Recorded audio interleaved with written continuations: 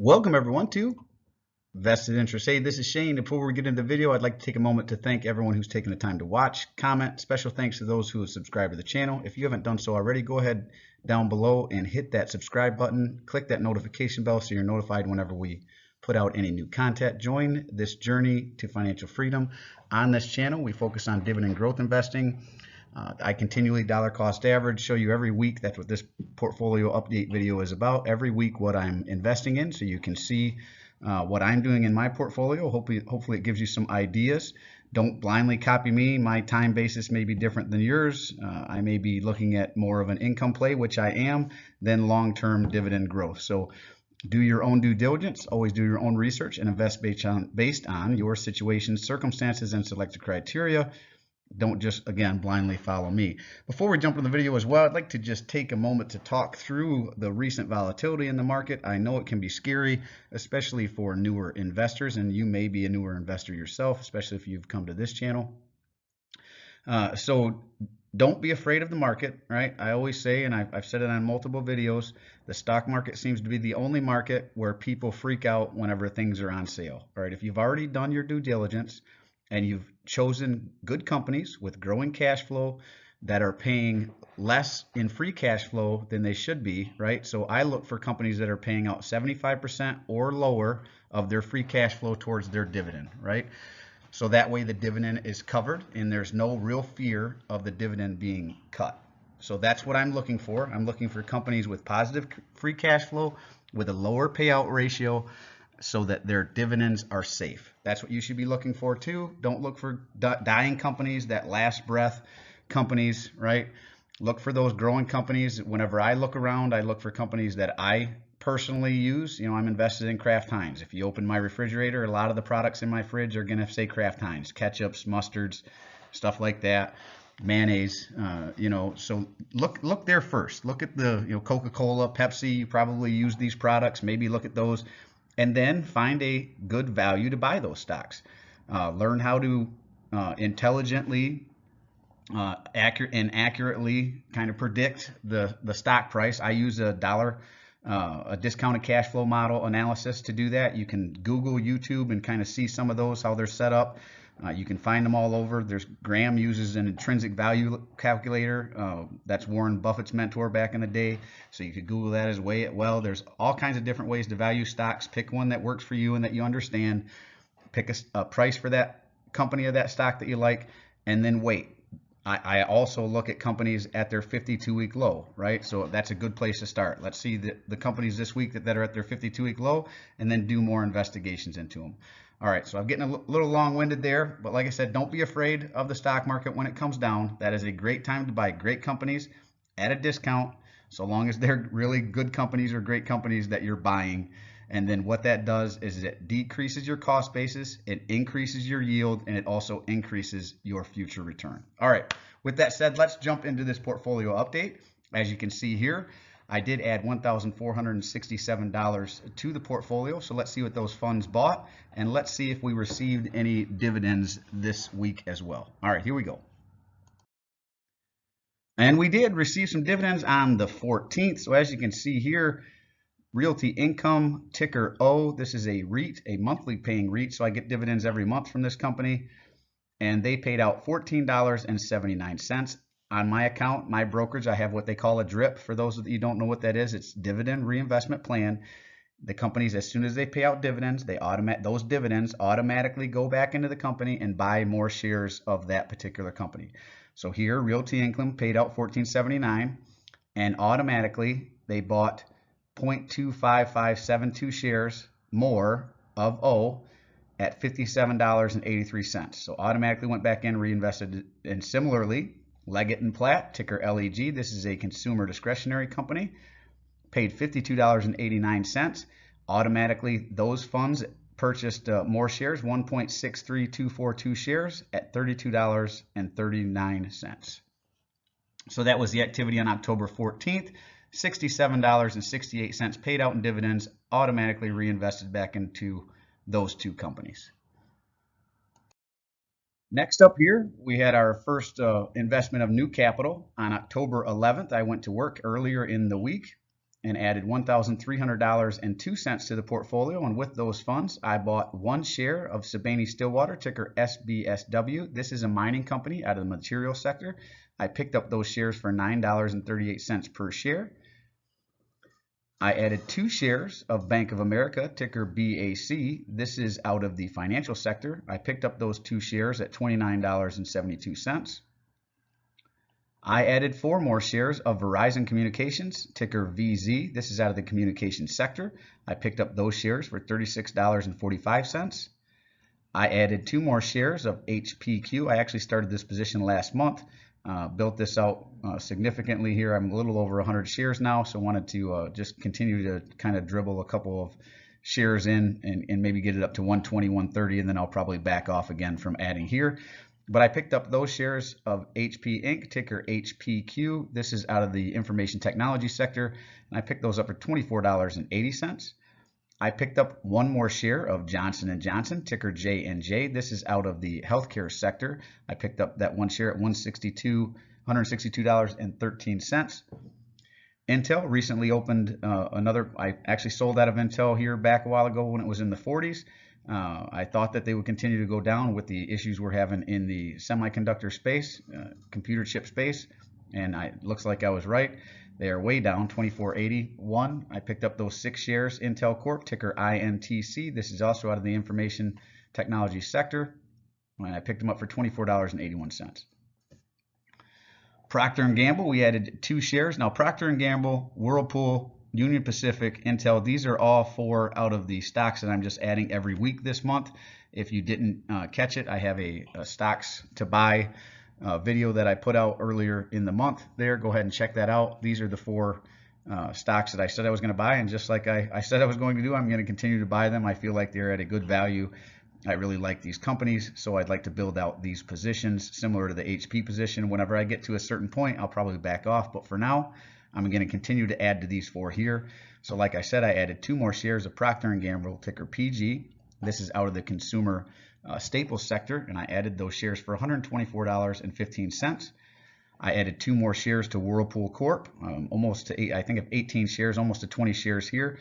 So another one I want to continue to build out, ticker WHR. This is out of the consumer discretionary sector. I picked up those 2 shares at $141.67. Union Pacific is the last one out of the 4 that I said I was going to continue to add this month. I added 1 more share there, ticker UNP. This is out of the industrial sector, and I picked up that 1 share for $193.23. Hey, if you haven't done so already, go ahead and drop down below. If you like the video, hit that like button, thumbs up. Share with someone you might find value in the video, and drop me a comment. Let me know what you think. Any of these positions in your portfolio, did you add to any of these positions? And with these pullbacks, these are the type of companies that I add to. Think these companies are all going to be around for the long term, and I don't mind that they drop down in value because that means I can get them cheaper, right? I don't run away from a sale. I just buy more during the sale. That's all.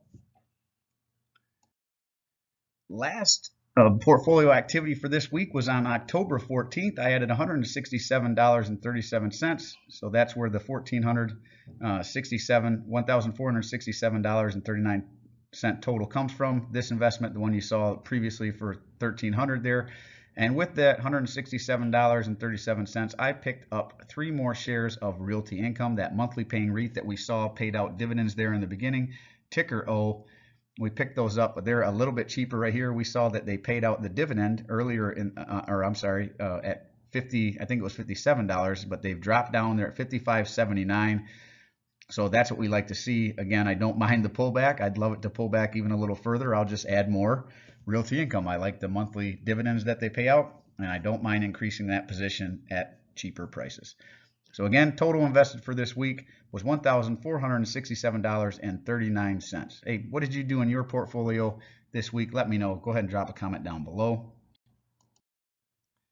Now let's jump over to a quick overall portfolio update review. This is where the portfolio currently sits at $80,391.19. Current dividend yield is 5.464, so very nice dividend yield in my opinion. Anything over 4 I think is very good. And this is what it's all about. The dividend, the passive income produced by the portfolio in the form of dividends paid out by the companies in the portfolio $4,392.44. This continues to grow whether the market's up, down, floating sideways. As a matter of fact, as the market pulls back, this grows a little bit faster because my money that I contribute is able to go further, buy more shares with higher yield, and again, future potential higher future returns. So that's what I'm looking for out of this portfolio, the dividend income produced by the portfolio. And here we'll look at the overall breakdown of the portfolio as it currently sits. Communication sector makes up 8.52% of the portfolio. Consumer discretionary makes up 7.60%. Consumer staples makes up 6.65%. Energy makes up 8.86%. Financials is the largest portion of the portfolio. It makes up 16.29%. I don't mind this right now because I believe that a lot of the financials have been hit significantly and that they will actually benefit. The financial sector is one sector that will actually benefit from higher interest rates. Initially, they may be hit a little bit, which is why they're down, but in the long term, if interest rates stay high, people will eventually start taking out loans for new cars, used cars, boats. As the economy turns around and inflation comes down, even though inflation is high, now it's going to come down eventually. It's gone up before, it'll come down now or over the next couple years back to normal. I'm sure. I'm not real concerned with that. It does create some short-term pain for people. I completely understand that, but long-term it won't be an issue. And interest rates I know will go up as they do, but I'll tell you, my first house I bought was back in 2003, right? So that's almost 20 years ago. And my interest rate on that, my mortgage rate was actually 7%, which is pretty close to what it is now. And that was actually coming down from 9% to 8%, my dad, and from 11% where it got up to in the early 80s. So when I bought my first home in 2000, my dad was telling me, yeah, that's a great interest rate. Go ahead and lock it in. Now, based on the perception, because interest rates have been so low, everyone's freaking out now that interest rates are going back up. Historically, the Fed rate has been between 4 to 5%. It's still below its historic average. So I think it's going to go up to at least its historic average, probably a little bit above to get inflation under control, and then it'll come back down. And like I said, in the long term, eventually, once inflation does come back down, even though the rates people are taking loans out will be higher, we'll start taking those rates because housing prices will come down to adjust. So overall you'll be paying about the same, right? So again, financials at 16.29%, healthcare at 11%, industrials at 0.98%, technology is sitting at 9.55%, materials is sitting at 14.72%. Utilities, we do not have any utilities currently. REITs and real estate, our second highest position here in the pie is 15.82%. I don't mind that either. Real estate tends to do very well over long periods of time as well. Healthcare sector is another one. I don't mind being a little higher, but I would like to build out consumer discretionary a little bit more, consumer staples, and probably the utilities sector and definitely the industrial sector, just to even these out a little bit, maybe not make them such small portions of the pie.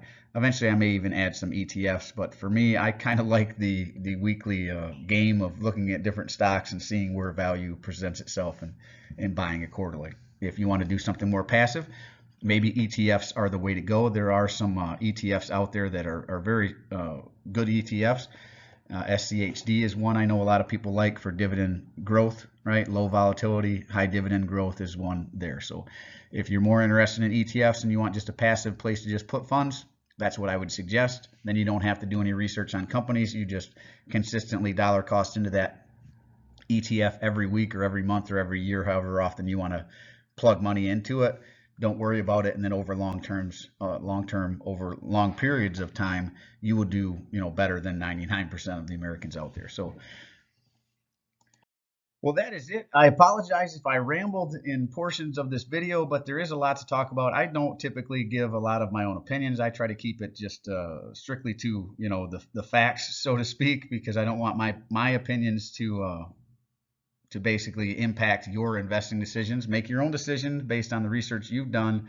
That's why I named this channel Vested Interest. It's in each of our vested interest to take ownership of our future and invest accordingly. Some people may invest into real estate. There's nothing wrong with that. I've done very well in real estate. I've bought I'm living in the third house I bought. I've always made money whenever I sold, but I always made sure to buy a home that was below market value whenever I purchased it. Typically, I'd look for a distressed house, someone moving because they lost a job, someone going through a divorce. Unfortunately, their rough times would be a boon for me, right? A benefit to me in the future because they're looking to get out of a situation and I'm looking to take advantage of the cheaper price that they're willing to accept. So I do the same thing with stocks. I don't mind the stocks going down right now because I'm going to buy. I'm in an accumulation phase.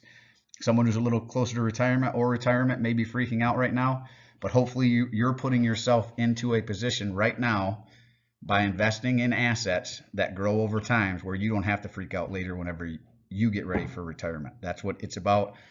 Take vested interest in your own financial future, in your own financial investing, and do it yourself. Make sure you do the research. You can do it.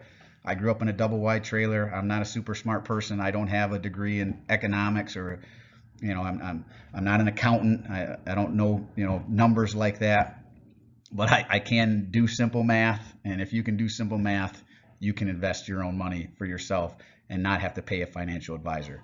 If you have a 401k, make sure you're maxing that out with your employer. Take advantage of that employer match, right? It's free money that your employer is going to match. So go ahead and do that first and foremost.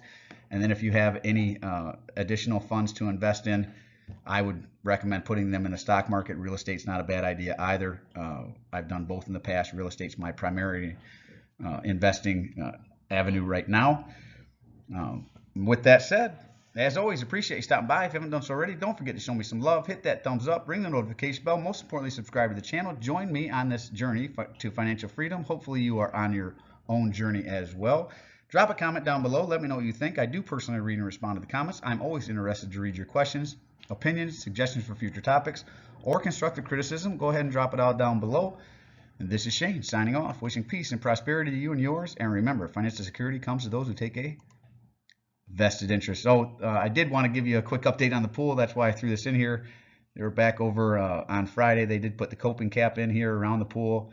Obviously, they put the cap on the retaining wall here, and still haven't poured the concrete. Waiting for a nice day. They're actually waiting for a couple good days in a row. Today it was nice and sunny, but it is a Saturday, and they don't work on Sundays, so they didn't want to pour. I actually believe we're looking at maybe some rain tomorrow too. So they want it 2 days clear, so maybe middle of next week, looking like Wednesday, Thursday, Friday of that next week may be the time. So quick update on the pool there. I'll quit rambling here. Hope you're having a great weekend. We will see you on Monday for the Stock Pick of the Day series again, where we'll kick that back off. Again, drop a comment down below. Let me know what you think, and we'll see you in the next one. Thanks for stopping by. I'm not a financial advisor. Nothing in this presentation should be considered financial advice. I'm only sharing my opinion and investing journey for educational and intended purposes. Investing involves risk. You can't lose money and should never invest any amount you're not comfortable losing. Always do your own research and invest based on your situation, circumstances, and select criteria, or seek advice counsel of a certified financial advisor.